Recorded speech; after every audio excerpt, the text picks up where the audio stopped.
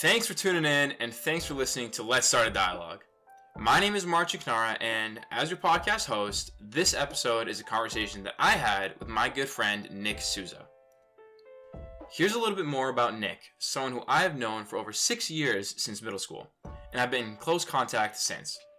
Nick is a motivated and intelligent individual who dabbles in professional gaming while topping leaderboards across a spectrum of games. He is Portuguese-American, enjoys both producing music and playing instruments, and is one of the most talented people I have the pleasure of knowing. In this conversation, we discuss topics such as stigmas around education, how COVID affects businesses, how we can find out what makes us happy, what it means to make the world a better place, artificial intelligence and the ways technology targets humans, and much, much more. I hope you enjoy this conversation as much as I have. And with that being said, let's start a dialogue with Nick Sousa.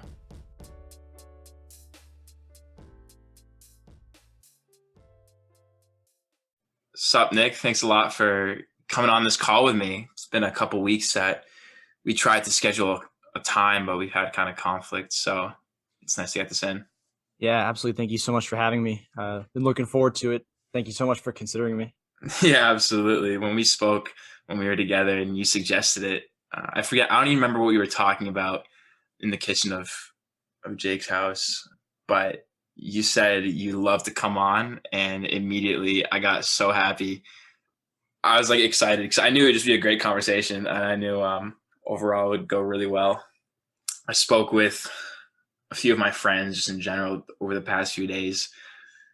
I gave them a quick outline of the same outline that we're currently looking at, and they were also excited. I mean, I know our friends are, and we'll kind of see how this goes. So without further ado, Nick, take the floor. Give us a brief intro, or not brief, long, whole history, whatever. Doesn't matter. Floor's yours.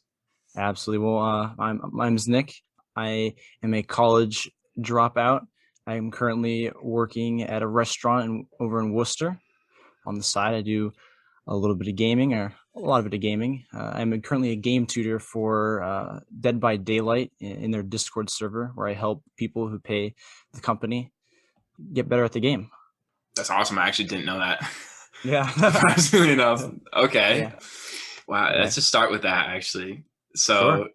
Over the years, for anybody listening, Nick isn't going to say this himself, but Nick picks up a game and he's automatically good at it. Or with some work, Nick's awesome at pretty much any game he picks up, even if it's Guitar Hero or Rock Band. It's pretty awesome. It's pretty awesome. All those years grinding with the boys. Yeah, which you do too. Band. You play instruments too, right? Drums, guitar. Yeah, I dabble in a little bit of music. I play a little bit of bass, a little bit of guitar, a lot of drums, that sort of stuff.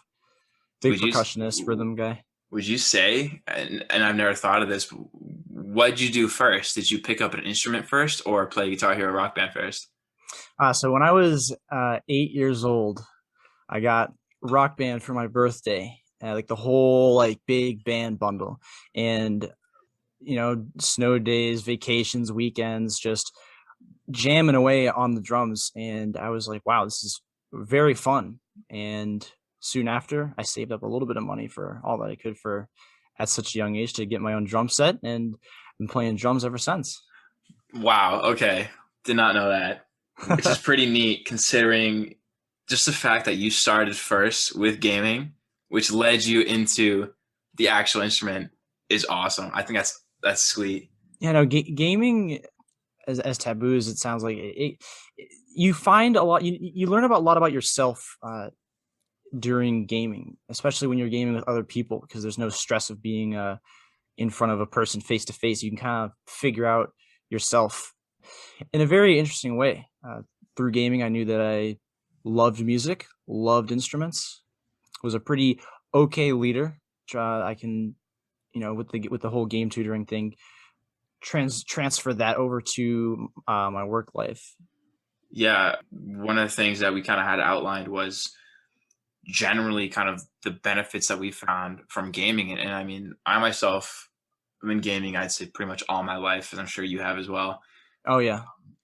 A big part of our lives, which is why, and we still do it to this day. We're both, 21, 22 years old. and still loving it. But something, I wrote down and thought about was kind of what gaming has to offer besides just entertainment. And I mean, as you're literally like you're stating right now, it's so much more. It's so much more than just entertainment. It's the leadership. It's finding more about yourself than you even knew. And just because it's not bound to real life, you know what I mean? It's not bound to what you can do Yeah, in a your lot of house. you can find a lot of like self skills from gaming, like leadership and like in like teamwork based games. Like as you get better and as you become like a better competitive player, like teamwork skills, into like critical thinking skills, all of that can transfer over to real life events or like real life like sort of situations. Yeah, Like like team management and stuff. working in the restaurant industry, team working if you're on like an engineering team, critical thinking, like being able to be put on the spot and solve problems is a very very good skill to have, and a lot of people do find that out from gaming, I think. Yeah, I would definitely say that some of the big like soft skills, but very important skills that I've personally found myself gaining from gaming is things like patience and Yep. management under stress or working under stress. And even though it's made up and created stress in a video game environment, it Right. feels real and it gets you going in the same way because it means so much in the moment. Yeah, in the moment is like hit the nail around the head. In the moment, it makes you feel like you're a part of like it is a video game. It makes you feel like you are a part of something, and when you whether it's like a competition or camaraderie, you just get that feeling whenever like you win in any competitive environment. Like you feel that almost adrenaline rush, especially if you're really good at it. Yeah, and something too, you mentioned gaining certain skills, but the exact opposite is also true where it really does take I don't want to call it training, but kind of the right approach when you're gaming to actually benefit from it because there are so many toxic communities that it could really turn you off from all the actual potential that is held in games, which stinks kind of in the communities that people mainly talk about, I feel like. Yeah. But like when like so you see all these competitive gaming tournaments on ESPN and like even like Nesson in the New England Sports Network station, like all these teams that are playing in like arenas like with hundreds of thousands of seats, and people will go to watch live. uh these kids just sit on a computer and play a video game. Like it does require a lot of training. It's precisely that. Like these people get paid thousands and thousands of dollars in salary just to play video games competitively. And what that takes is, you know, 8 hours a day minimum with your team, scrimmaging against other people, etc. Like it really it is a job. Yeah. As much as a lot of people don't want to admit it, it's entertainment. It's almost the same as uh, Major League Baseball or NHL or the NFL. Like you, these players and these athletes get paid. It's their job to train, to devote their entire life to playing that sport. And in this case, it's the same exact thing with esports. What's cool too, and you mentioned is it is providing entertainment, and people I think wrongfully try to equate and bring down professional gaming just by comparing it to physical in-person sports just Right. because the name is esports, electronic sports, because they're competitive, but in reality they're providing entertainment just like songwriters, singers are, Yeah. artists like Jimmy Kimmel, what are they providing? You know what I mean? Yeah. They're reading a script that's on the teleprompter in front of them, and they're making millions of dollars because they're just on TV. The same way that Yeah. these people are actually grinding away, however many hours each day, to perfect their craft and provide the most valuable entertainment that they can. Exactly. I to so think many that people. the just like the mental strength is on, like, it has to be on par with all of these with all of these sports athletes, because you again, you're training literally for 8 hours plus every single day, and then you have to go on a stage where you're in front of live thousands and thousands of people, and then you're on TV in front of a couple Yep. million more, and it's the same thing as, as sports. And to a lot of gamers, they like, until you get to that level, you don't really have that audience. But once you do get to that level, boom, it's just like you have to face the music, and you have to be tough mentally. Yep. Exactly what I had to do when I played that one SPL match years and years ago. For Envious. Yeah, for Team Envious. Um, Yeah, you go into that. Go into that a little bit. A little background in gaming for you. yeah, I mean, so the game that I'm referencing, Smite, it's a MOBA, multiplayer online battle arena. Got pretty decent at that. Was making a bunch of friends with people in the Twitch scene, in their pro league scene, and eventually got the opportunity to be a substitute for the jungler. His name's Weekend on Team Envious.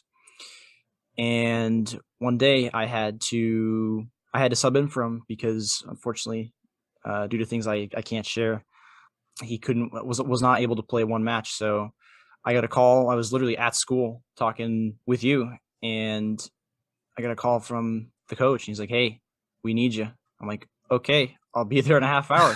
And all of a sudden, it was just like I was forced into this audience where I had to all of a sudden play a video game that I've always been playing for in front of tens of thousands of people, and it was pretty nerve wracking. Like, I remember during the pregame when we were doing picks and bans, where my hands were shaking, my voice was cracking, and I could not think straight at all. It was incredibly scary. That's awesome. That's Yeah. awesome. And just to think, I mean, all the nerves and everything, it literally directly translates over to things that aren't game related. You know, Yeah. in my personal experience last summer when I was working an internship with Staples, I was doing software engineering, and towards the end, I like a dummy, I volunteered myself to do a presentation for my project that I was working on that whole summer, Hmm. to people that I didn't know who I was going to present to. All I knew is that I received an email saying, "Hey, we take volunteers." Little did I know it wasn't really geared towards interns or me at all. But I Right. still emailed and said, "Hey, like I'll do this." And then I received, a couple messages later in the day saying, "Hey, like, are you sure?" I said, "Yeah, sure." Little did I know what I was getting into. Turns out it was supposed to be a presentation in front of a bunch of different managers and people that were trying to look into new technologies kind of based on the Wow. projects that other teams are working on. And literally last minute, I mean, I was on a call with like 15, 20 different people, different employees, no Oh other my God. interns. And, Wow. and I had no idea what to do. All I knew is I had a project that I needed to do that was not half complete, but not finished. Literally to the last minute, I was working on it. I was I was literally creating a slideshow presentation in the call with a presenter going before me. So I was just grinding away slides, trying to mimic what the current presenter was doing. So I was trying to make it look professional. And then up until the last minute, when it was my turn, I presented, and I ended up doing great. But the whole thing of all the experience that I've had in gaming of being put into under stress situations has almost mentally prepared me for that. Yeah. Undergoing And that, I didn't feel like, oh, I can't do this. It was kind of like I need to clutch right now, or yep. or I'm You gonna got to mess up. clutch. You got to clutch, or you're gonna get kicked. Exactly, It's as and simple that's as how it that. felt. That's how it felt. Yep. Then after the fact, I felt, obviously great release of stress and kind of just tension, and I was like, wow, it's over. The same way that you're playing a game and you win a round for your team, or you win it's up to you to do something, and then you feel great about it, you Exactly. elated. Yeah. Well, once I finally got into that match, and like the adrenaline wears off, and then time to focus, and then after the match, which thank God we won, and I did pretty okay. It was just that moment of realization, wow, where I was like, wow, like I pulled through with the mental strength, like at such quick notice. I was like screaming afterwards, like, yeah, yeah. It was one of the best feelings in that I've ever had in my life. I literally can't imagine. Yeah, just to be able to get through like that situation was honestly a hurdle. I remember like after that, just like just in general, talking to people and just being in conversations and just like being put in high pressure situations on moment's notice was a lot easier after that. Yeah, it's a good point. Once you realize, and I think this is big on kind of the topic of putting yourself in uncomfortable situations and then overcoming them like over and over and over again, which is, I mean, things that people preach all the time. They, I feel like everybody always says like, "Hey, get out of your comfort zone," Right. and in doing so, you kind of realize that these other smaller, uncomfortable times in your life aren't so big of a deal, or you shouldn't feel as uncomfortable as you do. It's not a big deal. It's going to pass. Just do what you've been doing Yeah. up to this point. You know what I mean? Whether it's a conversation or a job interview or whatever it is. It's like we've been there, done that, and we've had, you've had experience going through this uncomfort already. I Yeah. think is super important. I think that a big thing that all this like all like the mental strength that I feel like I've gained is definitely getting into the workforce. Like just having the confidence to just stick your neck out and be like, hey, I'm a person, is already a giant step that quite frankly not a lot of people are able to do, especially when they're trying to get jobs or get internships. Yep. And on that exactly is, let's just swing this over to like education and college, Yeah. because you did go and you dropped out. Was it second year or In the middle of my third year. third year? Yeah, I it think. was going into spring of junior year. Okay, I think, and obviously it varies. I'm a proponent of college because I've experienced it and kind of had luck with it. Hmm. But for most people, and even for myself, I find that and have found that it's, I don't want to say like the easy route, but Hmm. in a way it is, because you're still being almost handheld through it. You're, Right. Yeah. we're taught and we like know since high school, Yeah. since middle school, like, hey, go, start doing well in school to apply to these colleges. That's your end goal of high school, Right. and then you get there and you're like, okay, this is just school. Hold my hand a little more. Yeah. Let me get It, this job. in a way, college is almost like a tutorial for the job that you're going, or the career for whatever you're going to pursue. Like if you play your cards right, then you can be pretty set up for the rest of your life with a pretty good job. On the other hand, though, there are so many people that come out of college with all these degrees, all the skills that they've learned, and it's a tough for them to get a job, b tough for them to start networking, and c have a lot of debt. Yep. Yeah. And that's, those are like, a lot of those are setbacks too. And that's why being a proponent of college, it's my my argument for it is that college is great if you're in the mindset and in the, have the ability to get out what you need from it. There's so much that's available, but it's not necessarily hard skills or tangible stuff. Right. It's a lot of, like you said, networking, which is Right. big. It's a lot Mhm. of, ideally it would be the tutorial for your future career, but not even that. I would say that that's more internships, I guess, depending on your field, and Mhm. temporary jobs. But Yeah. I mean, networking is exactly how I got to be a substitute for team envious. Is just like Really? sticking my neck out, knowing the right people, making friends with the right people, Mhm. and then every once in a while you get an opportunity, and that's up to you. It's to take that opportunity. Yeah, I totally agree. I mean, same with me. And one of the reasons why platforms like LinkedIn, half jokingly are my favorite social media is because, at least to this point, the people that I add on there are the people that I hope to be able to Yeah, really it contact in the future. it gives you that first initial step to sticking your neck out, which can be the toughest part for a lot of people. Yeah. In fact, I forget if I've discussed this with you. I might have mentioned it either on a call or in person. Logan Snow, Hmm. somebody we both knew from high school and middle school, posted a job posting on LinkedIn. So obviously I know him, and it was a job posting for a startup that he helped found in 2019.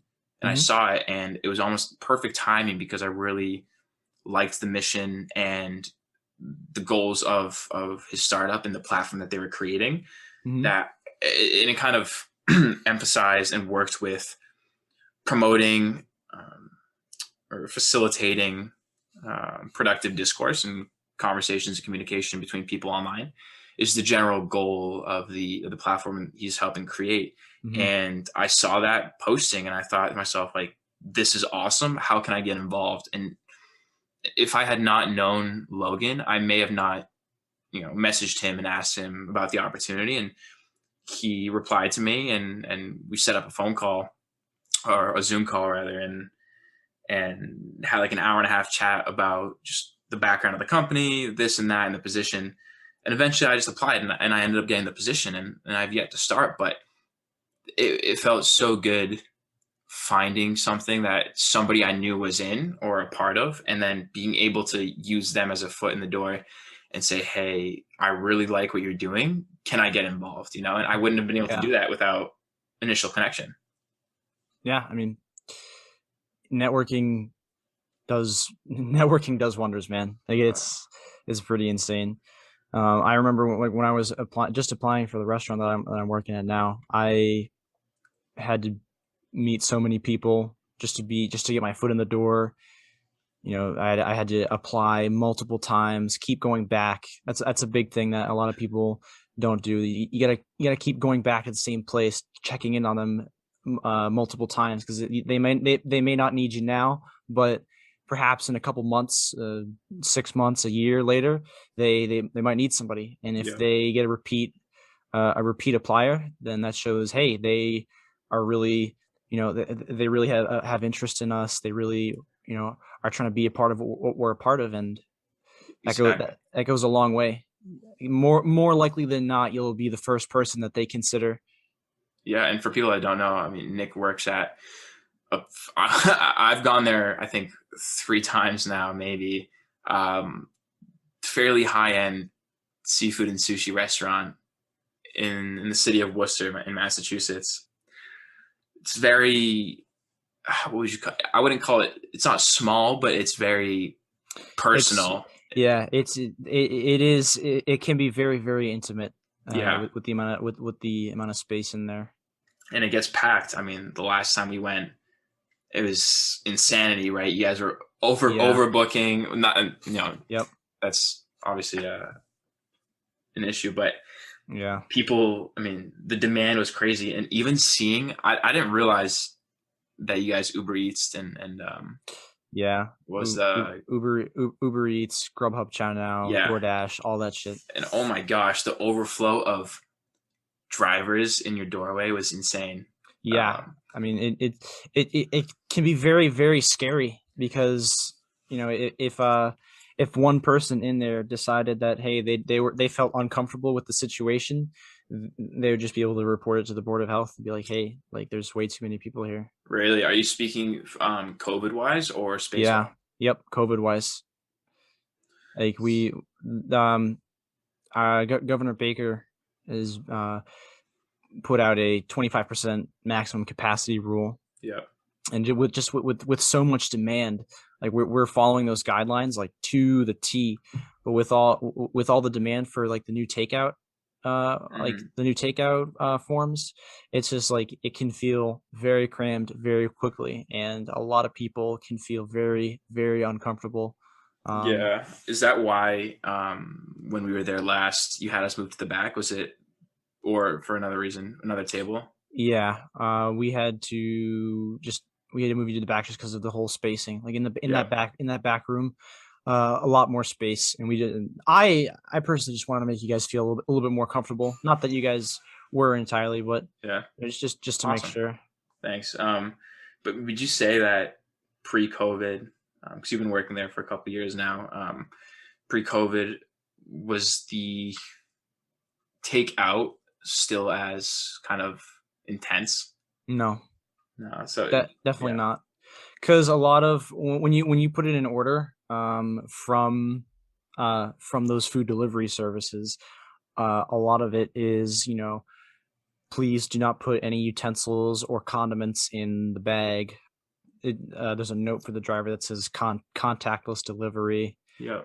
And it's very, very strict. Like there are a couple drivers that have gotten punished for not strictly following the rules. Really. And for those rules, I mean, is it the people receiving the food that are reporting it, or is it, how does that even work? Do you know? Yeah, Familiar? it's it's all the customers. Huh. Yeah, all the customers that are, if it is not, and it's, it's the like restaurant industry and food Yeah. industry. Like people love to complain if things are not exactly the way they want it. Yeah. So, and you're not a chef, but in terms of, let's continue talking about how kind of COVID affected you working, and Baba, the restaurant, Baba Sushi.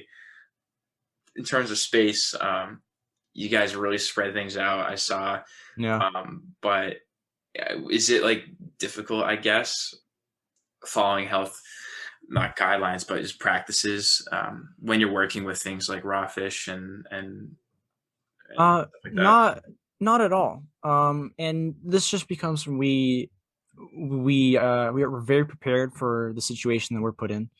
Um, we all of the employees, the chefs, and especially people who are working on the floor, the servers, the manager, host. We they ask us to get tested quite frequently, and the chefs, for example, they get tested once a week. Um, they social distance Hmm.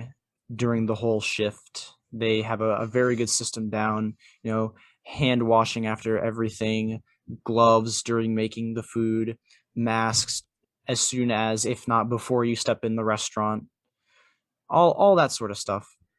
Yeah, because being, I guess, still like a college student and having only worked stocking shelves overnight on the side, as well as a fully remote internship, I've had almost zero, I guess, impact, or COVID has not really impacted me as bad as other industries. I mean, Right. because I'm assuming Baba was closed probably early on, right? At the start. Yeah, so right when, I think it was late March, where everything just decided to shut down. A lot of businesses got shut down. We were takeout only for a couple months, and originally, it was pretty busy, for takeout. You know, in my opinion, restaurant industry probably got hit the toughest generally out of all the other businesses. But when it first started, it was almost like it didn't hit me at first. Like it didn't Hmm. like it was like the thought process was, wow, okay, so we're going to go back to our regular hours, regular dine in soon, and a month goes by. Okay, well, at least we're still doing takeout. 2 months goes by. Wow, this is actually like a very serious problem. Yeah. And we didn't get back into dining or dine in until about June. So we had a good 3.5 months where we were just doing takeout. And even then, like, we had to block all the customers from coming into the actual restaurant. We had to just place food in basically at the front door. Yeah. Because that little like the front area where the staircase is pretty much as far as anybody could go. And there can only be two people in, two customers in at one time. But yeah, it was weird. Like it Understatement, probably. it definitely felt very, very weird when it first started. When we got back into dining, it was originally, I believe it was 50% capacity. Yeah, I think for a little bit. Once that started, we were getting calls like every couple of minutes, like, "Hey, are you guys open for dine-in? Is the bar open?" Yeah, yes, no, maybe, sorry, we can't take it. There's way too many people tonight. Yeah, damn. And that's probably for like every restaurant too. I mean, one of the things that I was thinking about, I applied to be a server around here, and I was thinking, like, there's no way I'd be making money. There's like it's gonna be slow. And then you realize, like, people, as long as they're following guidelines and restaurants are following guidelines, like, want to go out. It's crazy. I feel there's never gonna be a shortage of obviously the restaurant themselves aren't gonna make as much money, but people are still gonna go out. So now, I mean, you've been that Baba for 2 years. You're a manager, right? Nope. The reins have been passed on to somebody else. Really? Yeah. Okay. Yep. Would you say that? All right. So what are you now? Yeah, actually, what are you now? I'm just a server, just a bartender. I realized that the restaurant industry is obviously not something that I want to do for the rest of my life, and I have other things that I hope to do, and I just feel like the responsibilities just weren't for me. Nice, cool. I didn't know that. Yeah. What are you looking into? That's out of curiosity. Right now, probably like IT or something like that. Interesting. I know I'm really good with computers and a tiny bit of software on the side, but you can start the company we talked about. Oh my god! Yeah, I'm pretty sure it already exists, but yeah, no, there's a lot of like companies that do that now. I mean, for those who don't know what we're talking about, we did this little project in senior year high school in our accounting class, where we did like a mock Shark Tank.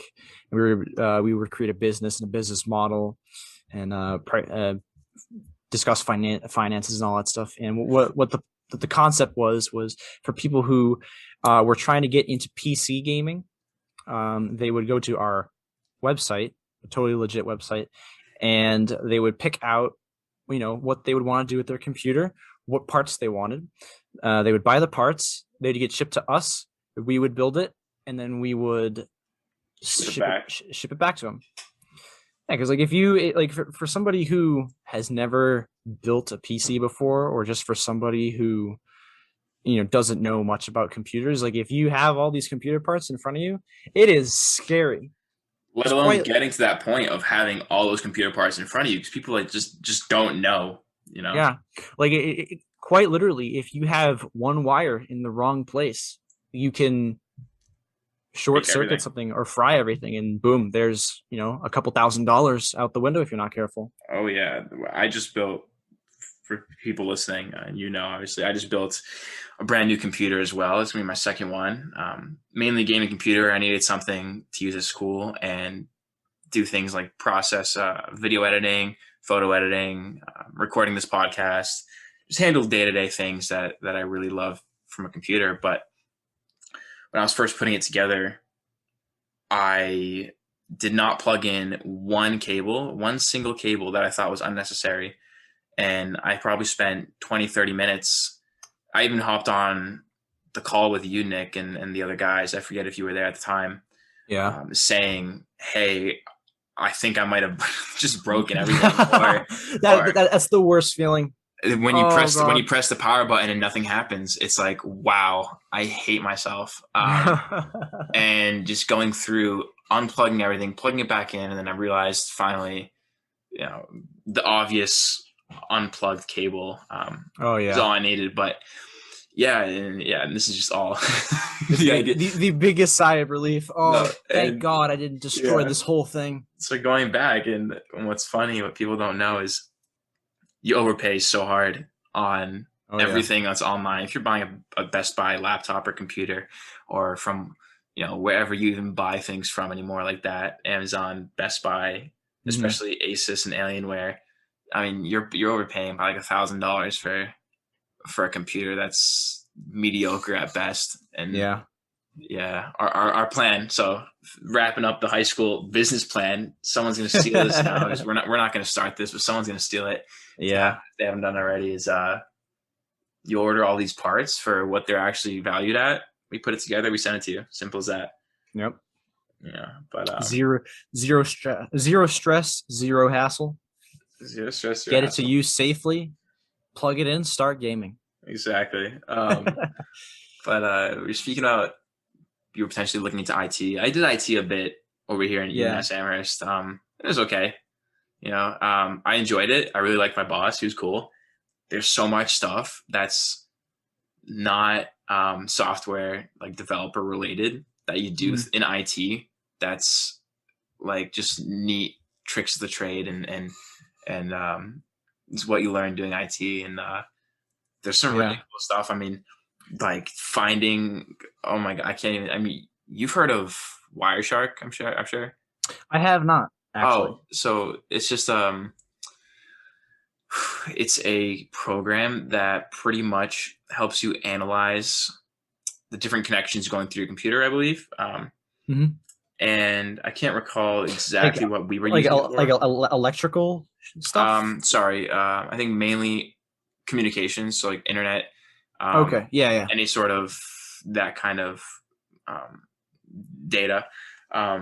You can find some, like, you can do some pretty shifty things with just IT. I don't know, pretty neat. And like I found out, like, you can pretty much log into most MacBooks and change the passwords with, like, not most MacBooks. I think there's older models, but the Mac laptops, it only takes like 2 commands to change the password. And it's just like, what? Oh yeah, no. Apple security is terrible. Oh yeah, I'm not a big Apple fan. You see all the time these celebrities get their iClouds hacked. Oh yeah. All the time. It's really disturbing. I think a big thing with like IT is that the more experience you have, the better off you are. Like, for instance, my one of my best friends lives down in Florida. He's been doing IT for, I think, about 12 years, and he barely has a college degree. And I think IT is just one of those fields where experience is valued higher than education. Because now he manages multiple servers for a bunch of different hospitals. And nice. when he hires people to be on his team, he looks at resumes.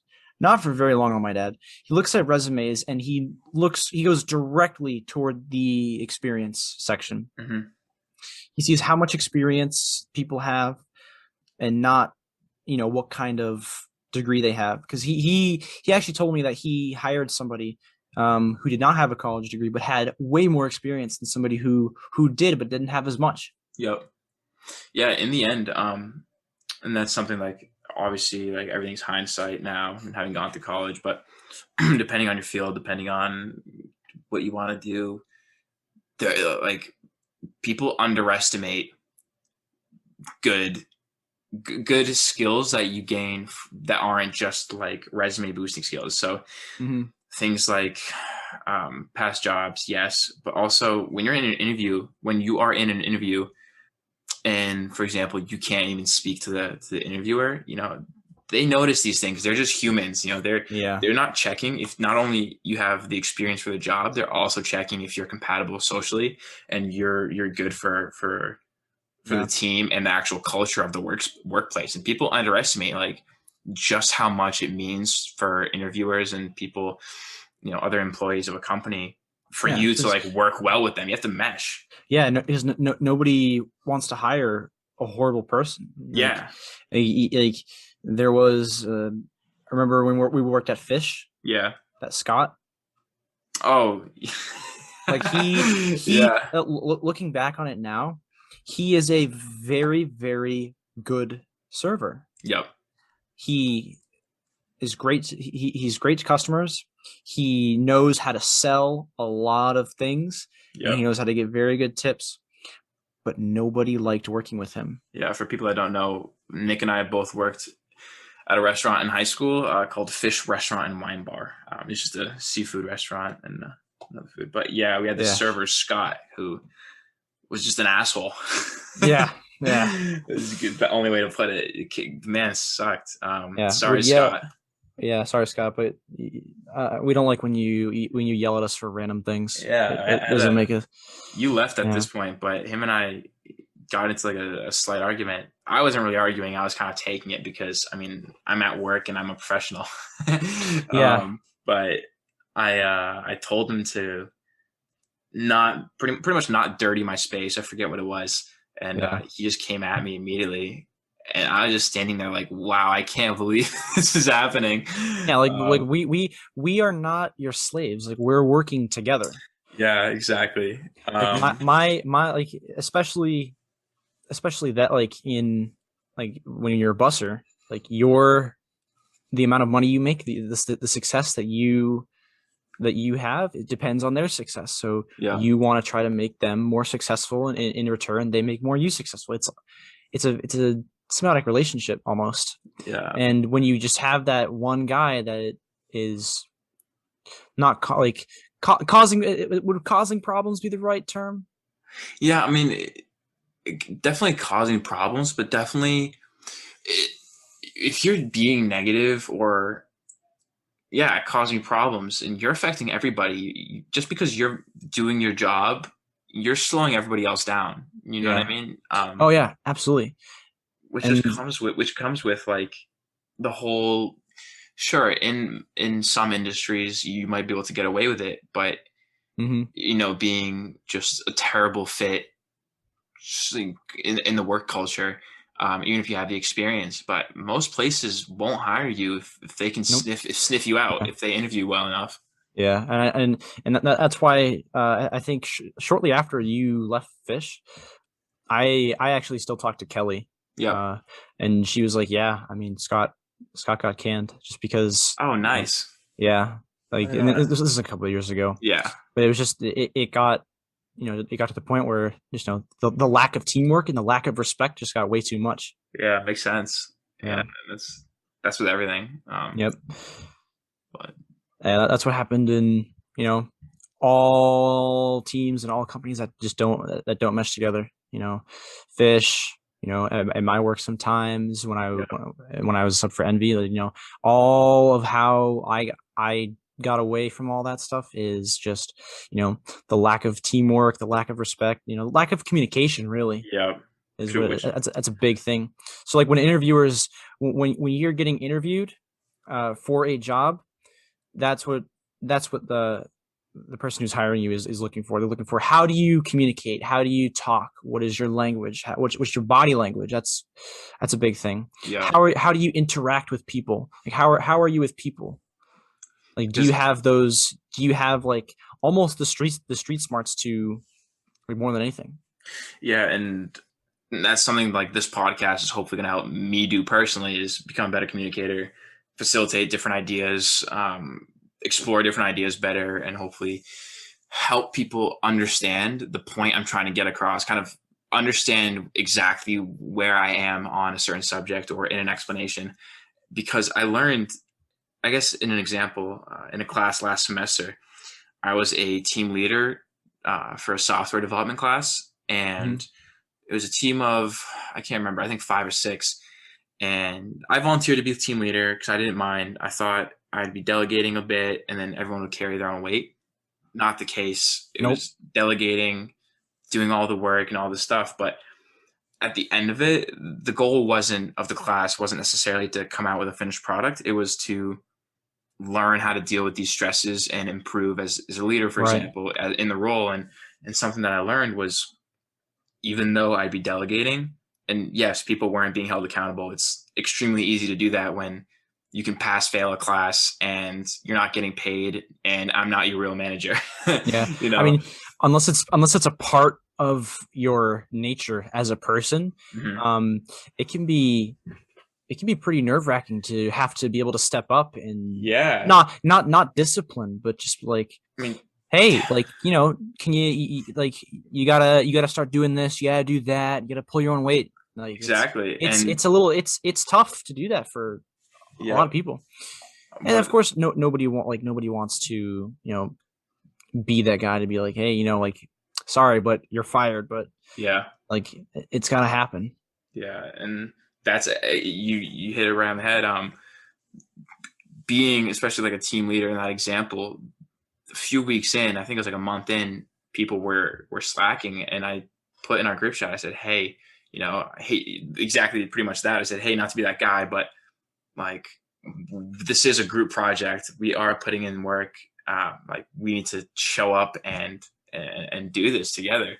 Yeah. But I ended up realizing that, and this wasn't necessarily the downfall of the project and the group, because I don't think it was a downfall. I think it really was a lack of accountability, but also just my communication as a team leader.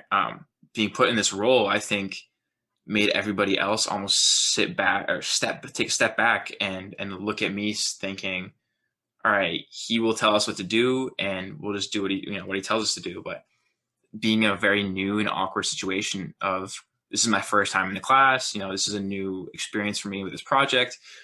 It was very weird to almost delegate tasks when I didn't know what it was I needed to delegate or even do. You know what I mean? And I Yeah. think, had I broken down, even as a team, had we communicated and really gotten the vision down for the project, and we were all on the same page, it would have made everything so much easier. And I think Yeah. that's why, even in computer science, for example, people emphasize communication is almost more important than anything else, because if Yep. people aren't on the same page, you're gonna. I mean, the ideas that you can come up with on your own when you're not fully on the same page is just, incredible. Like, Yeah. is And as far as like team leading goes, and like being, part of management, mhm, a lot of people don't realize this and don't want to hear it. But when you are a team leader, or specifically a manager, it's professional babysitting. yeah, If you don't hire the right people who are, whether it's hard workers, smart workers, good communication skills, like, unless you hire the perfect people, management is pretty much professional babysitting. yeah, and that's something this semester I hated. I mean, I was stressed out of my mind for that class. I mean, towards the end of it, I was pulling all nighters with some other teammates, but I decided, because I did well in that class and I really enjoyed this extremely valuable experience of it, of learning what it is that I didn't know. I decided to be a project manager this semester for that class. So pretty much, it's like a class above where I'm going to be working alongside the teams that I did last semester, if that makes sense. But it's a less hands-on role and more of a managing role and kind of Yeah. guiding and helping, which I'm excited for as well, because it's not something I've necessarily done in this way. But um, it's a very much learn from failure type of Yeah. class. Huge in like so many different aspects of life. Oh yeah, no. If you can't really learn, you can't learn unless you fail. Yeah, The big thing is you cannot get discouraged when you fail, because if you're learning to be good at something, then you're going to fail a lot of times, and yeah, it's gonna suck. But it's the ability to overcome those failures and to learn from those failures and to take criticism. I think a I lot of think it too is removing your ego from it. Oh yeah, no, yeah, It's like a necessity. oh yeah, yeah. It is like if you have an ego. More importantly, if you have an ego and you don't have like the skill set Yep. to back up that ego, you're gonna be labeled as, you know, an asshole. And not even that. I mean, even for yourself, you're gonna make yourself feel bad. You're gonna feel shitty about yourself if you're like thinking that you're, some sort of hot shit, Oh and yeah, and you're not performing, I guess, to what you wish you were. Just set it aside and tell yourself like, hey, I'm just starting. Let's do this. Let's get at it. yeah. I mean, like for example, when I was getting better at Smite, like I was, doggone awful when I first started out. But Right. and then even when I was like when I was practicing with the team, it would like I would fail all the time, and I would look like an absolute idiot. Yeah, and he's, for anyone listening, dog. He's awful professional wise on a professional level, but he still leagues above everybody else. He's Oh still man. leagues above everybody else. Sorry. Oh man. Yeah, No, yeah, like if like learning from those failures is the most important thing. Because if you fail and you don't learn from it, if you shrug it off and don't take like a good hard look at like the situation, then the opportunity to improve and to go beyond is going to be lost. yeah, and something too along these lines is that with failing, and I really respect actually you for this pretty much, and people that have done the same, is choosing to do choosing to try different things to fail at, to see where it is you actually, what it is you enjoy doing, or where it is that you want to be, and or go in terms of like college. Like, people don't have the balls to drop out of college. You know what I mean? You got like, I mean, yeah, I mean, let me tell you, it does not take much to drop out of college. All you gotta do is say, hey, you know what, I'm not doing this anymore, and then you tell your college that, and they're just like, all right, see ya. yeah, but I think it takes a type of No, no, person no, to yeah, really, I get what you mean. Yeah, I get what you mean. and same with like, I wouldn't be able to, just because I'm still in that whole like, I'm not ready for it. No, and so I guess like a not really a controversial thought, but in my opinion, I think uh I think college should for people should start at around 24, 25 Mm, instead of 17, 18. Because think mhm. about it. So like you are finishing up your junior year in high school, 17.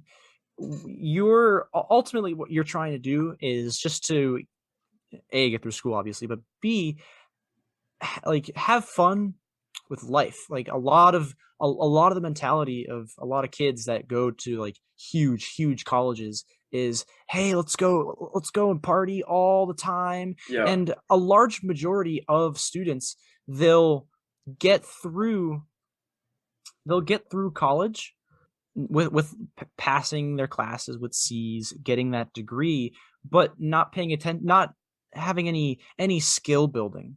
Mhm. So like I think that like why I'm saying that like college should be 24, 25 thing is that you're pressured at 17 years old, 17, 18 years old to decide what you want to do for the rest of your life when your life is really just starting out.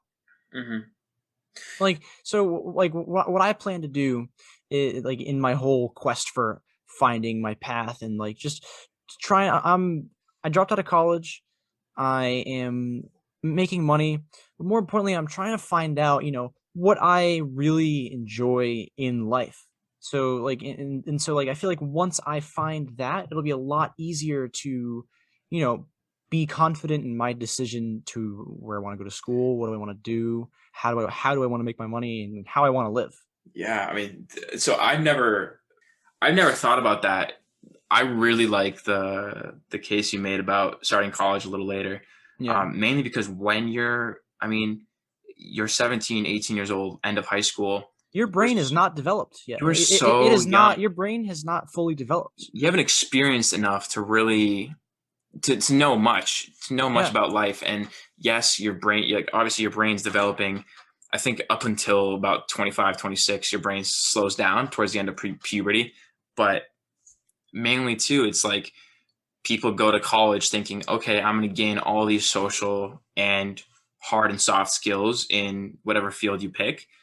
But a lot of the time, and you're right, you're going here and you're wasting time.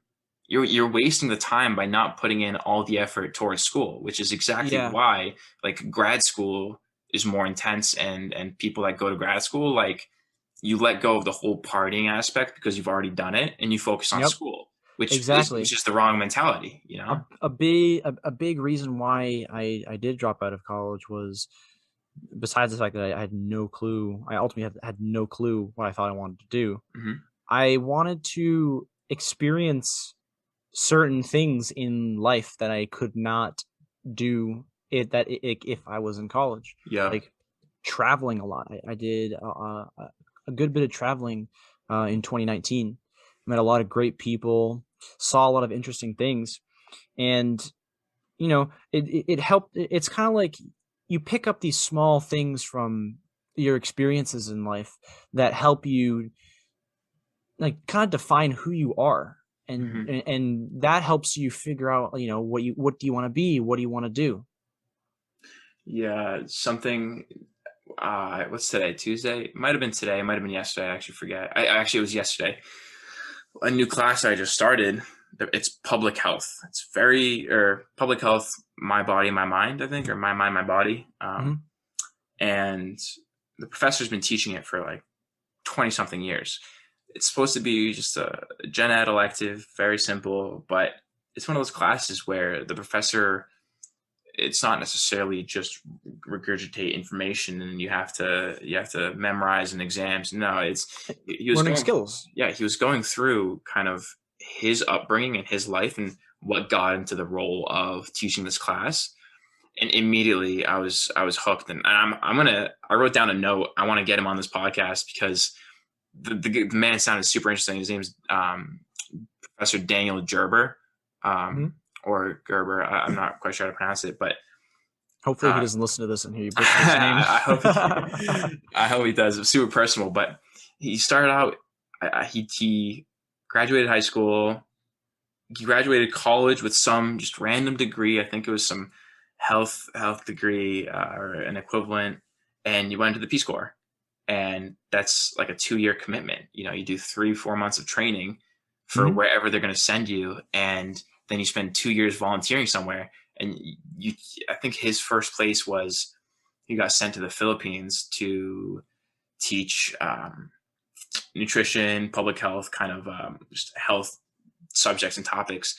And he traveled around from there to working in Nepal and going to Nepal and other Asian countries, and I think maybe South America. I forget, but you know, it was incredible. He did that for like 5+ years, and then he went back to school to try and pursue a graduate degree. And then he just kept leaving grad school because he was getting hired to be a speaker or to do more work abroad Yeah. until event. It took him, I think he said it took him 8 years to finish his grad degree. And I was like, wow, like that just changes my perspective on, like, you don't need to rush to get everything done. If He you was need kind of finding if himself. if you need time to figure out yourself, take it. Yeah, Like self, like like your health and self love is it should be the most important thing in your life, exactly. And because he you was see saying, all these millionaires that are not happy yeah, because they don't focus on themselves. and he was saying he'd like to take left turns in his life, the uncomfortable, the new, the spontaneous, unexpected, to take that route every now and then because you learn a ton about yourself. And can you do what you just set out to do? Can you make it work with what you've got, things like that. And it usually brings you into like a whole new um, set of experiences that you just would never have done otherwise, which, I mean, super motivated the heck out of me. I thought that was super. It's great to hear from a professor. I feel like Yeah, oftentimes, yeah. yeah, It's like a lot of kids go into college and they have this mentality that they have to, grind out college, and then after you get out of college, like get an internship, yeah. get a job. And it's very, very scary. And I think that if you don't take the time to step back and, live in the moment, then Mhm. you're gonna miss a lot of great things. Not to say that, if you're in college, like you should drop out, but like I said, like drop after I dropped out, I've been able to experience many different things that I never would have been able to when I was in college. And time there, like, you have, especially when you're 18, 19, 20, even like arguably up to your 30s, like you have a lot of time to figure out you yourself, what you want to do. My uncle told me, I the other day, I was actually stressing about how I don't really know what I want to do, exactly. Mhm. And he's like, Nick, you're 21, for Christ's sake. You have all the time in the world to figure out what you want to do. And it's like he's like, just enjoy life. Figure out what makes you happy and pursue that. And I think a lot of people really just ignore that aspect. Do you think that you can do whatever you want in life?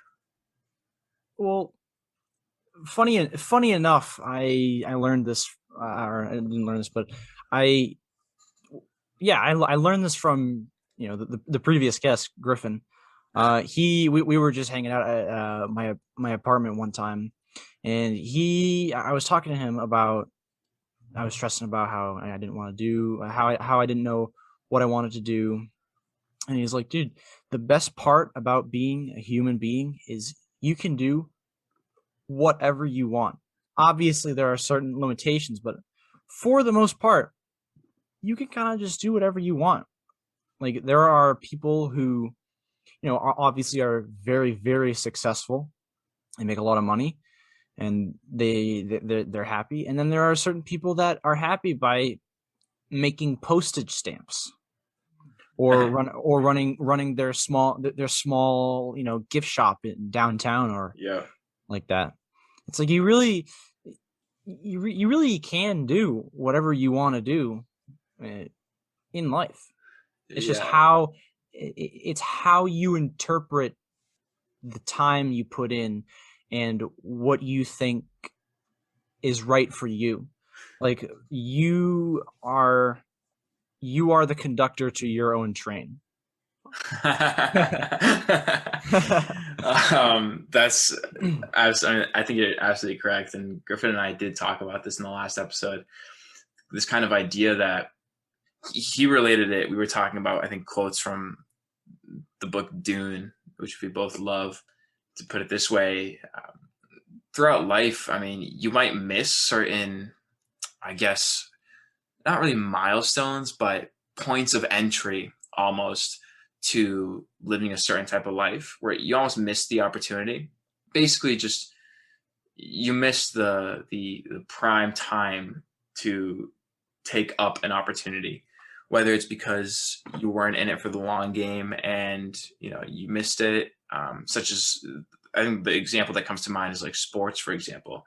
Mhm. Anyone that wants to become an athlete, I mean, if you're not playing in college, the odds of you making it into some professional level and getting noticed, it just obviously gets slimmer, and you get older, you lose the ability, etc.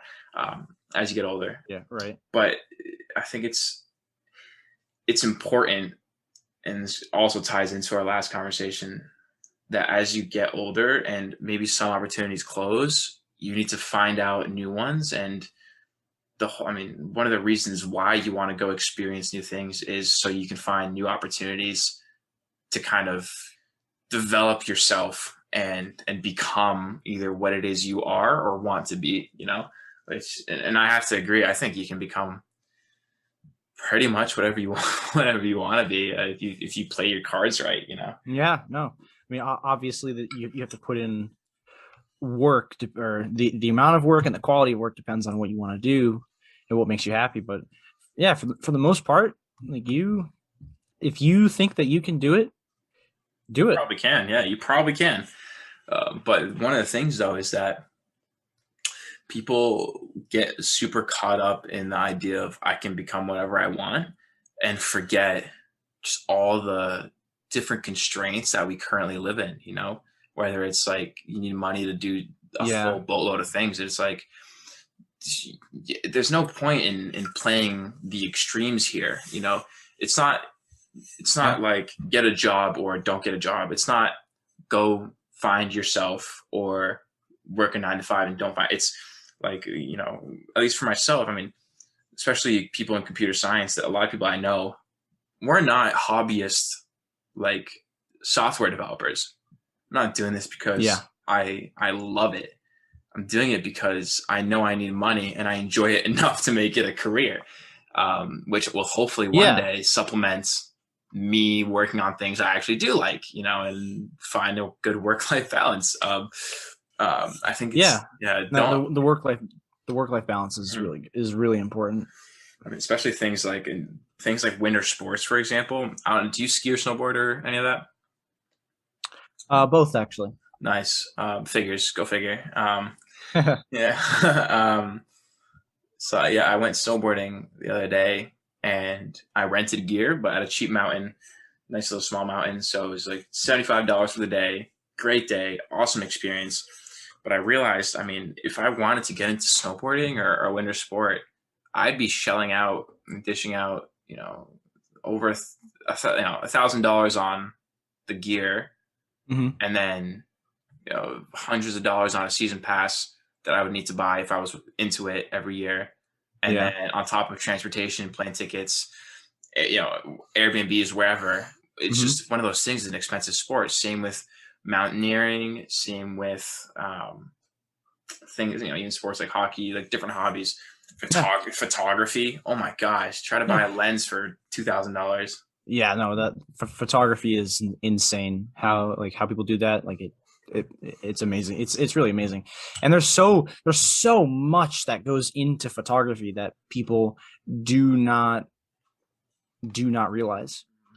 Like even like streaming, like on Twitch, like for my ex teammate, when he's streaming, he told me that he spent $3,000 on just his camera setup and the lighting setup, because all of that is so important to the whole, you know, visual aspect.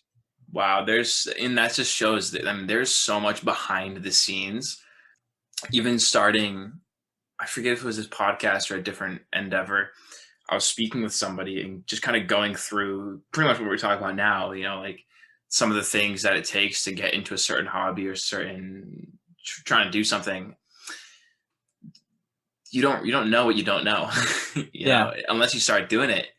All these little things start coming up and you're like, wow, I didn't know I needed to look into that or do that or spend money on this. And then that's how you gain that sort of experience. But and going back to, like, you know, just in like finding, you know, winter sports or whatever as like a career or sort of thing. Like if you find that you, for example, like snowboarding a lot, like like you can get good at it, and then, you know, you can find a place to find a mountain to get hired on, like you know, ski patrol, board patrol, teaching people how to work on fundamentals, like how to get better at snowboarding. Like there's a lot of different things that you can do. Yeah, I just the last time I just went snowboarding, you know, this last weekend, I met a few friends, mutual friends that worked at the mountain, and they do whitewater rafting. They're tour guides. They do rock climbing. You know, they ski and board. It's just like, wow. That's so awesome. Much stuff. And do they do that for like not like a career, but like do they have that like as like a job? Oh, that's their work. That's what they're doing. That's incredible. At least for right now, I have no idea what their plans are, but I mean, it was awesome hanging out and getting to know them. But Yeah. like that's a neat opportunity. You know what I mean? That's something most people won't do their entire lives, even just whitewater rafting, things like that. Imagine if you make bills just water rafting and And surfing and all that stuff. you said that too. If you, for example, end up liking or loving like snowboarding or winter sport and like getting into it and getting into the jobs that it takes to work around that hobby or whatever it is, that's just it just all ties back to you need to go out and do different things to figure out what it is you like, and then just continue doing the things you like. If you find out what makes you happy and you're able to, even if it's just a little bit, try different things. And if you don't like it, then you don't like it, move on. Exactly. If you do like it, work on it, see where it takes you. Just live in the moment. That too. This is a difficult, it's kind of like a weird balance though, where oftentimes, I know for myself at least, I'm stuck in this position where I'll start something new and I'll enjoy it at first, then get bored or whatever and drop it. And I get torn because I tell myself I should have stuck with it. Mm-hmm. But then I'm also telling myself I would not have liked it, or I just don't like it and I want to do a lot of things. And in my head, I know I'm a person that kind of likes trying everything. Like I want to try everything, I want to be able to, but which kind of slows me down in terms of becoming an expert at something. But that's why, I mean, certain hobbies, at least for myself, things like photography, videography, and this podcast, they're almost like meta hobbies. Like photography, for example, if I wanted to get into snowboarding, I can bring along a camera and supplement snowboarding with a camera. Yeah, even if you make like a pretty like montage of yourself snowboarding, like get like a drone, like have somebody like on the drone while you're just like cruising down whatever trail you're going down. Like people like that.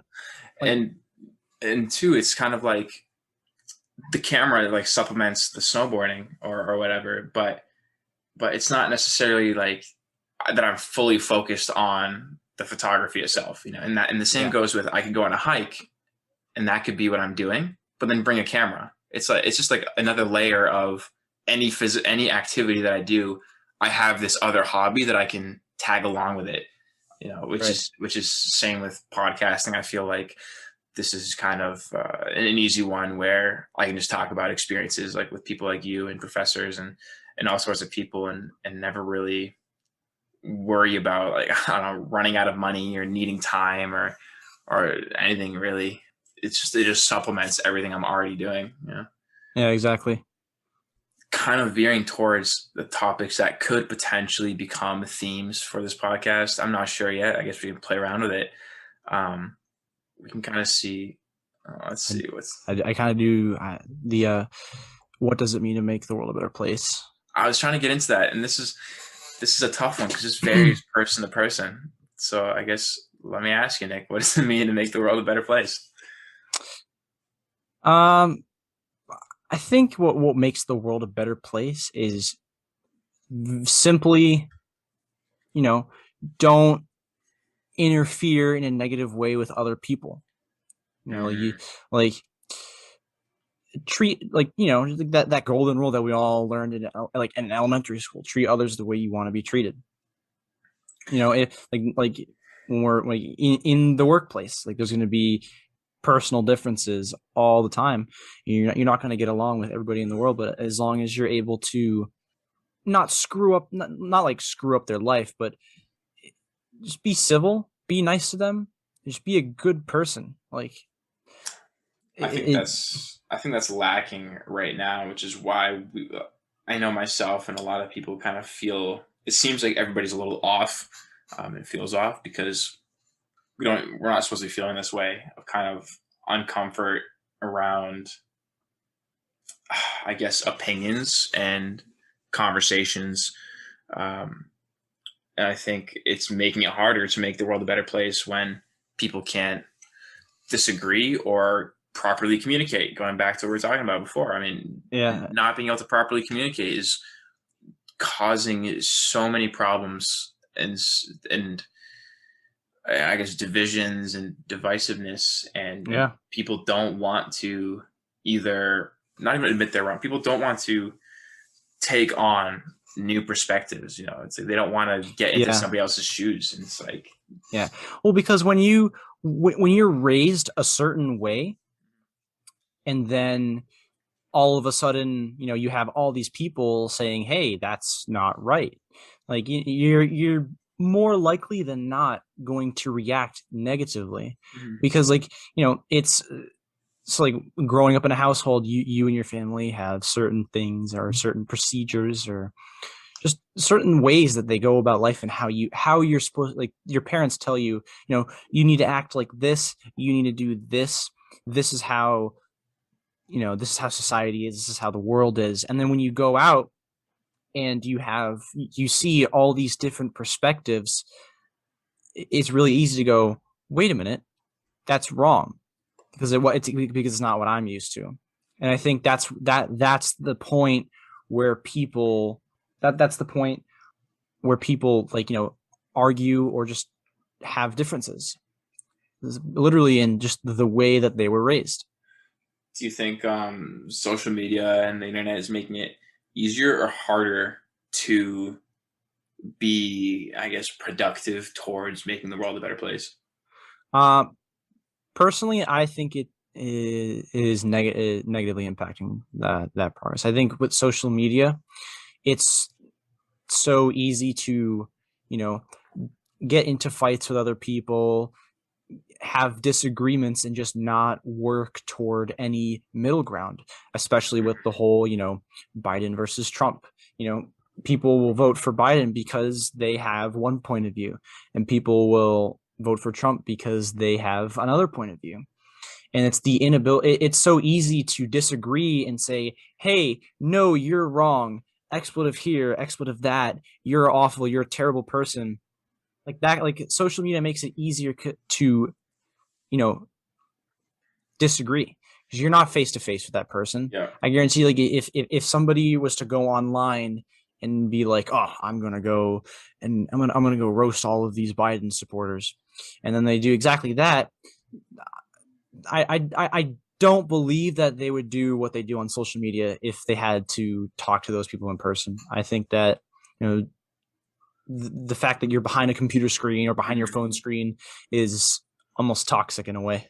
Yeah, so you're on the idea that the anonymity of the interaction is what makes it kind of easy to be toxic then, right? Yeah. So something I've been thinking about is I in general feel that maybe not social media, actually, yeah, I guess social media and the internet has generally helped make the world a better place. But the platforms that are popular and the platforms that we use make it easy to have ulterior motives or to gain different things. So for example, my gripe with Twitter is it's a festival of people looking for, clout or Oh, dude, Twitter is a cesspool. yeah, some Like, sort of it's horrible. validation. They want the dopamine hits of getting likes and retweets, and there's also no. So the interactions you can make with a tweet are you can like it, reply, or reshare it, retweet it. So in essence, the only way you can give negative feedback to whoever made the tweet is to write something down. Is to write to them and say, hey, you're wrong. There's no dislike button. There's no other way to express your disagreement. And I think that this just leads to people knowing it's people trying to stir up and cause commotion pretty much, and gain likes from people who are Don't get me wrong. A lot of people do go on to Twitter just to create chaos. Yeah. Like if I, and it's literally like almost every big Twitter person. Like you go onto any Twitter account and with a hot take per se, and then you click on that tweet and you go scroll down and you see just a bunch of people will start disagreeing, and then you go even further down and then people are just yelling at each other and not putting forth any quality information that will lead anybody to any middle ground whatsoever. Yeah. But I don't, so in my opinion, I don't necessarily think it's the anonymity of the situation that's, of course, I think it does help in making it easy to stay nameless and faceless, hence removing accountability in a sense. But I also think sometimes it's easier to talk to somebody that you don't know, because if the environment is right, you can say what you want to say if there's no negative consequence. Yeah. And what I mean by why I think that is from the position I took up with the startup Logan Snow, our friend, founded, the platform that hopes to facilitate positive discourse. Mm-hmm. The goal is to pair you together in an educational setting, in a sort of group chat almost. This is very dumbed down, not at all what the platform is, but nor am I a spokesperson for this platform. But their goal is to potentially speak with people on a topic, like in a classroom setting almost, that you don't know. And that way the conversation is monitored by teachers to kind of make sure there's no, harassment going on. And there's also AI checking for toxicity, based on different settings, which is, in my opinion, I think it's if I imagine speaking to somebody random in a monitored conversation or a friend, I feel like I'm less likely to disagree with somebody who's an acquaintance or like a classmate, because hostility that way is awkward almost, because you have to deal with it later on, So I think that I would actually disagree. So I think that when you're talking to friends, you're absolutely allowed to disagree. In fact, there's a lot of things that, friends say to me that I disagree with, but with that friendship, with like the friendship and camaraderie, it's a lot easier for that disagreement to stay civil. Yeah. What about like classmates? So not necessarily friends. So one off of a friend, just one layer like beyond, somebody who maybe you're going to have to interact with, but you don't necessarily always interact, somebody you might pass in the school or something, It definitely depends on the type of acquaintance, the acquaintanceship that you have. If you're forced to, if you're going to be forced to talk with them frequently, you would hope that it can remain civil. But there are that percentage of people that just will disagree with you just simply for the point of disagreeing, and it can be frustrating, and it can lead to just not lead to a good conversation at all. Yeah. Well, in general, I think that the whole communication aspect of the internet and social media and just bringing people together in general there has been more positivity, but the negativity is often more profound and pronounced because it's what we focus on. Yeah, because you naturally notice all of the negative things about not only social media, but just about in life. Like when you're struggling to figure out your place or what you want to do, it you tend to notice all of the negative things a lot more because it's something you do not like. Yeah, and for some reason, at least now, and I guess for the longest time, it's almost more sellable. It's more clickbait. You can make more clickbaits on it. It's more provocative. It gets us to kind of Gets the look people into it. going. It gets the people going. Exactly. And something I heard today in a podcast Griffin sent me was, in times like this where all we're being fed is pessimism and negativity, Mm-hmm. it's almost as if, I mean, with the saying, hope for the best, prepare for the worst. Mm-hmm. We're almost being force fed negativity in order to prepare for the worst. Yeah. As if, and maybe not as if there is no positivity, but which dilutes our perception a little bit and makes us forget that, the world is currently in a lot of ways becoming better and more positive, and there are people doing good things and not just bad things, which helps change the tide in terms of cultural perception a lot.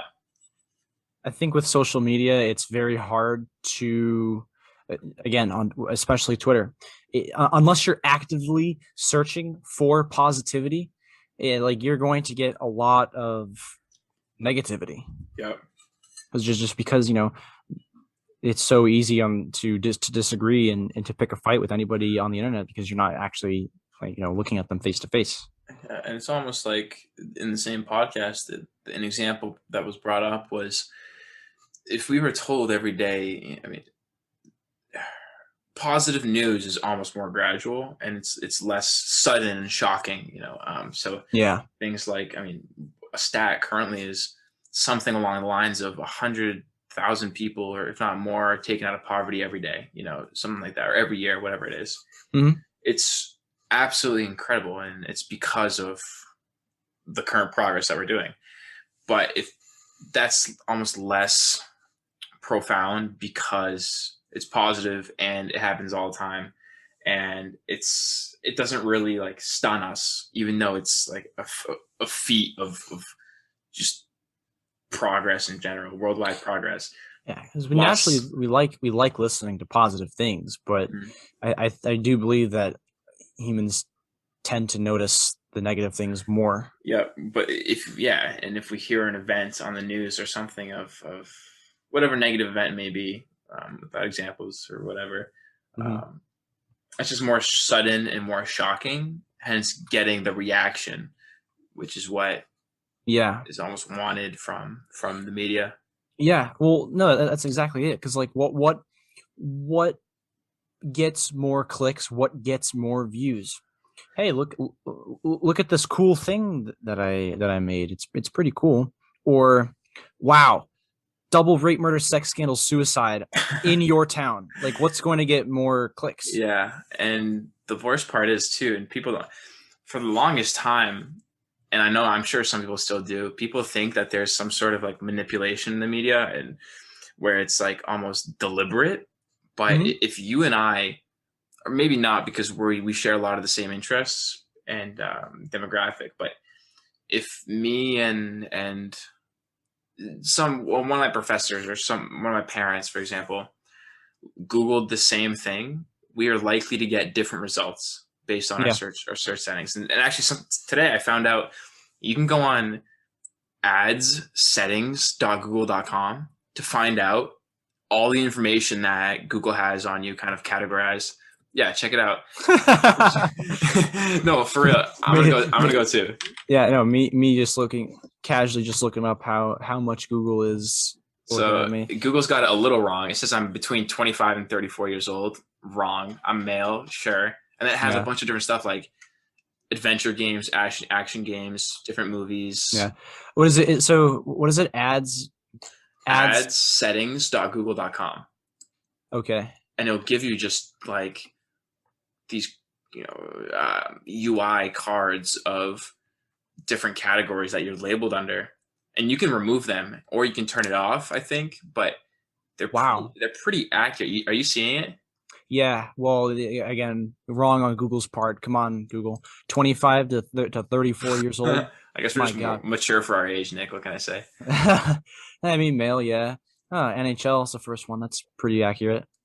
But I mean, in general, it's pretty much, if you've ever looked up anything like around these topics or ideas, like this is pretty spot on, and this is what directs your ads.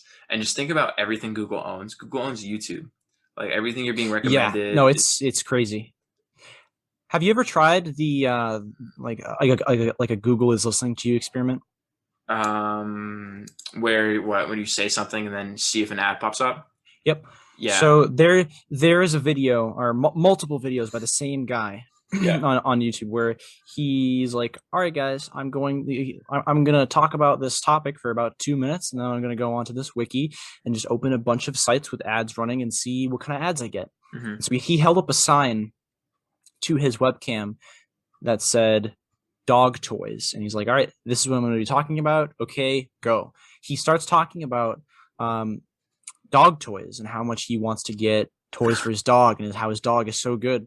Yeah. And he goes to all these wiki sites, and all of the advertisements are for dog toys.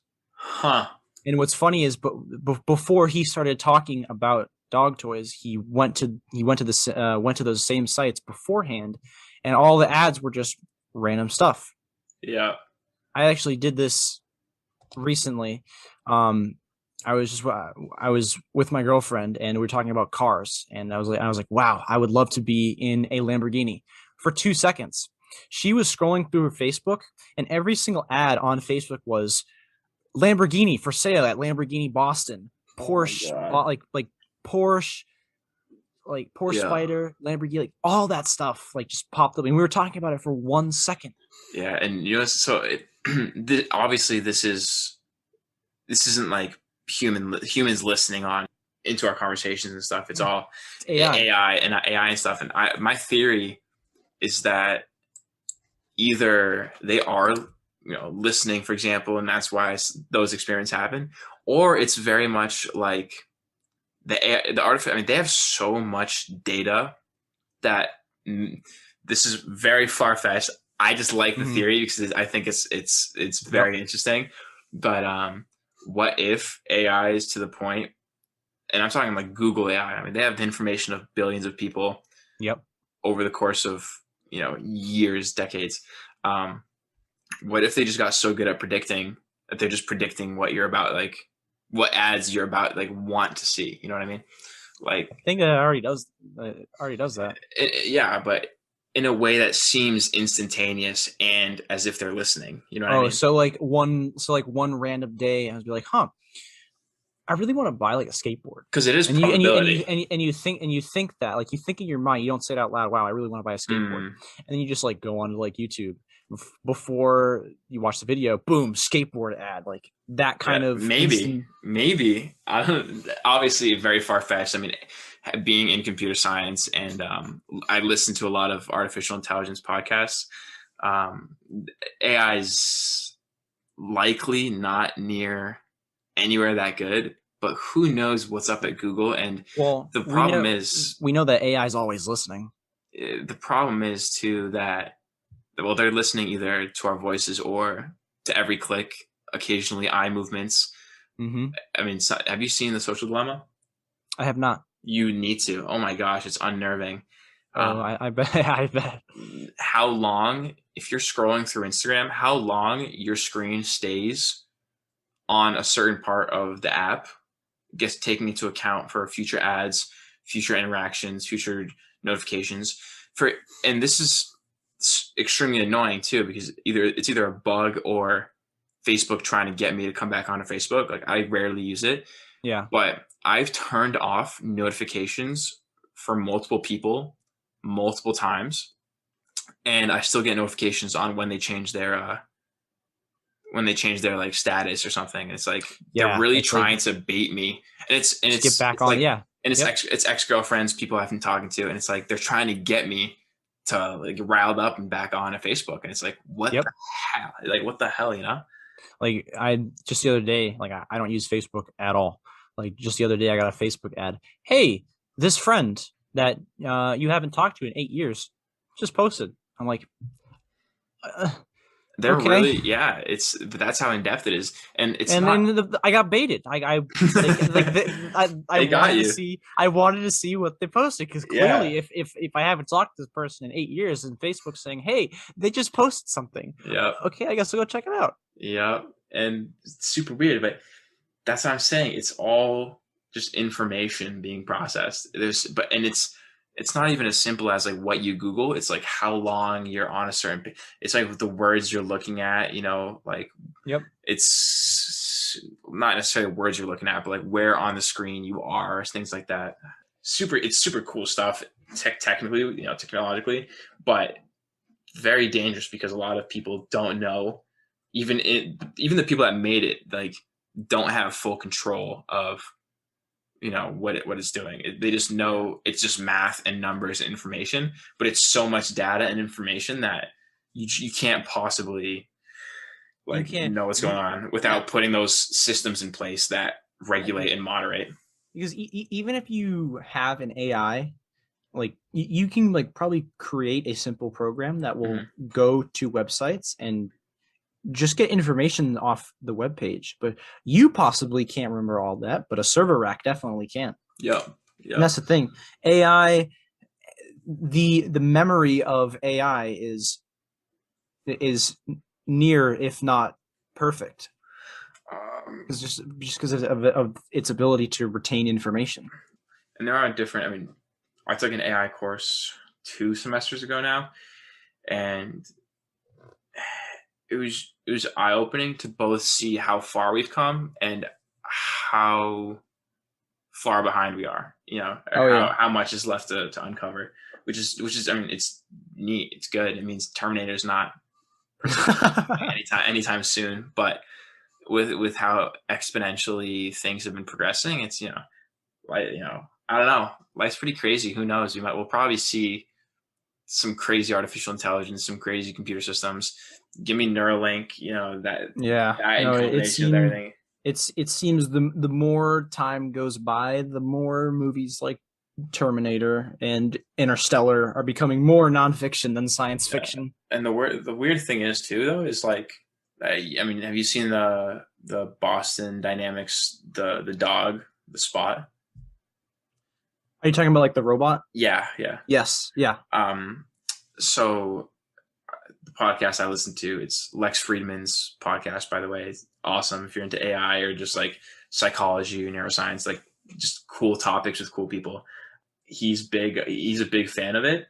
And he said, like, he knows when you see it, it's a robot and it's programmed and it's only doing what it's programmed to do. But when you see it, you get this feeling like this is almost real. You like as if you're looking at a real dog. It has like it makes you feel some type of way, Yeah, I mean, it's really cool and also really weird at the same time. Yeah. What I was gonna get at was, I wonder why humans are modeling robots after humans. Why are we trying to make them like us if we're not even the most optimized for most tasks? You know what I mean? Yeah, like why make AI do things we do and we're trying to make the things we do better? I understand the whole make AI do and robots do things that we do. That way we don't have to. But I don't understand, why does it have to be shaped like us? Why does it have to look like us? Why are we trying to make like a more human robot? Why not just make it a square block that does everything it needs to? Why not just make it a blob, that of components? Like, why does it need hands? Why does it need feet? It's just so interesting to think about. It's really scary because like it's like even now robots are taking jobs away. Yeah, like with like the even like the self checkout at Walmart. Like the owner of Baba Sushi, I was with him and he showed me a text he received about robots that can make sushi, and I was like, wow, like that is, like, in my opinion, that's really bad, because you have all these chefs that we have that have been making sushi for all their entire lives, and they're passionate about it, are going to lose their job because it's cheaper to buy a robot that does it for you than to pay a human a wage. Yeah, something just stocking shelves that I was doing. There were people that came in to check on the bread just separately, from whatever factory, whatever company. They come check on the bread, get rid of old ones, put in new ones, whatever. One of the guys that I worked with that did that came up to me and said, because he knew I was computer science, he said, "Hey, they just found out that in their factories, they just replaced a ton of people with just robots that pretty much did a bunch of, their jobs." I was like, wow, that's just something you don't think about, even because there's so many different industries, so many different random factories and jobs, and jobs that we don't even realize exist that get affected by this stuff. As a business owner, you look at these like robots doing this, and it's like, wow, this is great. Let's cut costs. But for the average person, it's like, oh no, like a robot's going to take over my job soon. Are you an Elon Musk fan? Yeah, I would say that. I mean, I don't follow him closely. I know that you're a giant Elon Musk fan. I'm an Elon stan. Elon stan. Yeah. I'm gonna DM this to Elon so he listens to this podcast and sends me a Tesla. But I love him. Yeah, I mean, I know sort of what he does. I don't actively follow him, but yeah, I don't dislike him. My issue is that I feel like people easily hate on Elon, and obviously he's not perfect. He's a human being, even if he's a little quirky and seems off at times. But I think like people like him are pushing for the right things. Whether he's the one that's going to accomplish them or not. I mean, he's clearly trying, but he doesn't have all the answers. He's like just doing trial and error as well. But I think it's easy to hate on people instead of like people should be looking up to him and being like, hey, like he's pushing for progress and making these problems known, such as, hey, I'm gonna work on Tesla and make cars emissionless and stuff. It's like, yeah, that's where we need to be going. Well, it's very, again, it's very easy to hate on somebody who's more successful because you're not that. That's true. Yeah. Well, yeah, I guess what are we at? I think we're at hour and a half, maybe 7:12, maybe 2 hours. I forget when we started, to be honest. I know this call we chatted for a bit. Yeah, I think we started at like 5:20, 5:30. So I think we should be around an hour and a half. So, all right. Yeah, I'm starting to get to the point where like I'm just like going on random tangents about everything we say. Totally fine. I can feel myself burning out though. Yeah, we can probably let's end it off on be the conductor of your own train. Yeah. Go out and do things. Literally just do things. Actually, let's try this. Do you have any I guess advice or on anything? Whoever's listening. Not really. I mean, so I guess the biggest portion of advice, if you could call it that, is a little fitting. A quote I found from a video game, Star Wars Jedi Fallen Order. Something that really struck me from one of the characters said is that we will always struggle, but that is the test, and it's the choice to keep fighting that makes us who we are. I found that to be, kind of hit home a little bit. And we can't end on a better note. Thanks a lot, dude. We talked quite a bit. I love that. That was good. Can't wait to have you back on again, probably in like a month. I don't know.